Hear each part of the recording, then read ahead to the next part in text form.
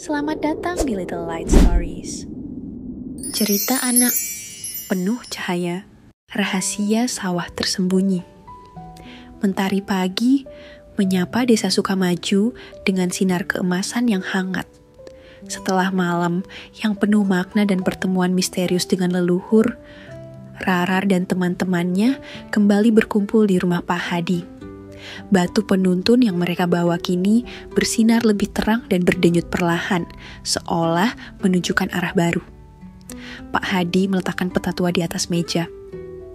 "Lihat bagian ini," katanya sambil menunjuk sebuah area kosong di tengah peta yang tampak seperti ladang biasa.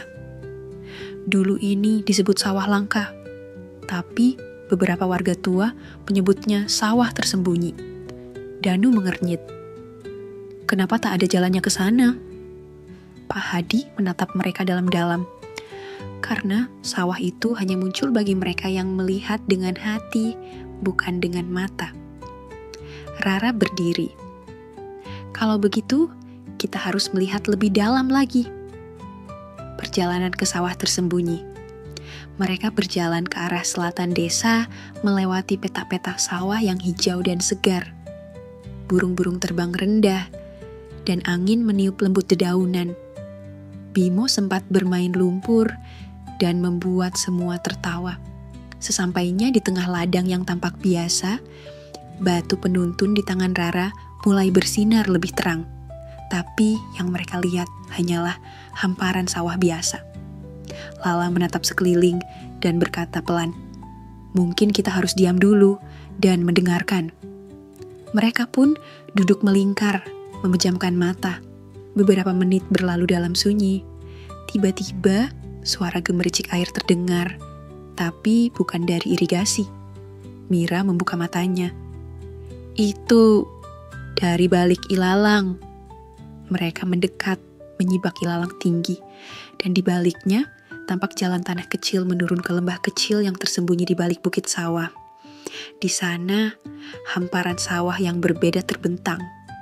Warna padi lebih keemasan, air di pematang tampak berkilau seperti kaca. Aroma tanahnya pun lebih harum.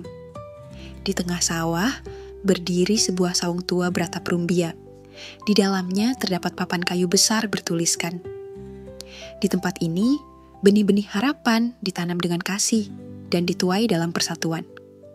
Mereka masuk ke saung dan menemukan sebuah peti kecil. Saat dibuka, di dalamnya terdapat seikat benih padi, sebilah arit tua, dan selembar surat kuno.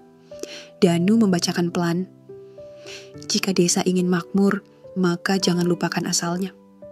Tanah ini bukan hanya ladang, tapi halaman doa, tempat kerja keras, dan akar kebersamaan."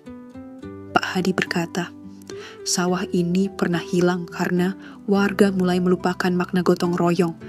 Tapi kini, dengan hati yang murni, kalian menemukannya kembali."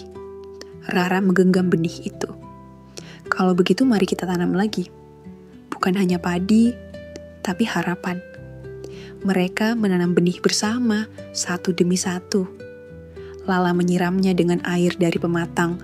Bimo memayungi dengan daun pisang besar. Dan Mira merekam momen itu sambil tersenyum. Ketika benih terakhir ditanam, batu penuntun bersinar sekali lagi.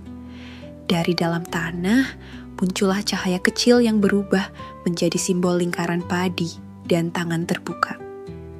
Kesimpulan, di episode ini, Rara dan teman-temannya belajar bahwa keberkahan tidak datang dari benda ajaib, tapi dari kerja keras, gotong royong, dan niat baik yang ditanam bersama. Sawah tersembunyi bukan sekadar ladang, tapi cermin dari semangat desa yang harus terus dijaga.